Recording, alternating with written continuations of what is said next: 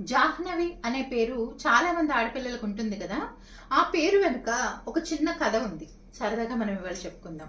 అదేంటంటే, భగీరథుడు తన పూర్వీకుల యొక్క చితాభస్మాల మీద గంగా నదిని, ఆకాశంలో ఉన్న గంగా నదిని ప్రవహింప చేయటం ద్వారా వాళ్ళకి ఉత్తమ లోకాలు కల్పించాలి అని భావించాడు.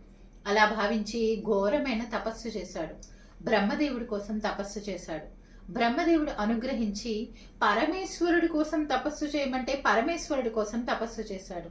అలా పరమేశ్వరుడి తల మీదకి దూకిన గంగ ఆకాశం నుండి నెమ్మిదిగా నీటి బొట్లుగా బిందు సరోవరం అనే ప్రాంతం నుంచి ప్రవాహంగా భగీరథుడి వెనకాల రావటం మొదలుపెట్టింది.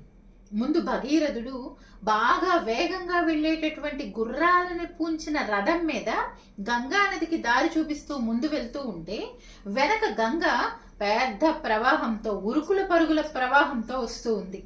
అలా వచ్చే క్రమంలో దారిలో ఉన్న చెట్లని, పుట్లని, గ్రామాలని అన్నిటినీ కూడా ముంచేస్తూ ఉంది గంగ. అలా ముంచేస్తూ ముందుకు వస్తూ జహ్ను మహర్షి అనేటటువంటి ఒక మహర్షి ఆశ్రమాన్ని కూడా పూర్తిగా ముంచేసింది. ఆ సమయంలో ఆయన తపస్సు చేసుకుంటూ ఉన్నాడు. అలా తపస్సు చేసుకుంటూ ఉన్న ఆయన తన ఆశ్రమం అంతా నీటిలో మునిగిపోవటం చూసి కోపించి ఆ నీటిని మొత్తాన్ని తాగేస్తాడు. ఒక్క చుక్క కూడా ఉంచకుండా తాగేస్తాడు. దాంతో దేవతలు, భగీరథుడు అందరూ కూడా ఆయన్ని ప్రార్థించటంతో ఆయన తన చెవుల నుండి గంగని వదిలిపెడతారు.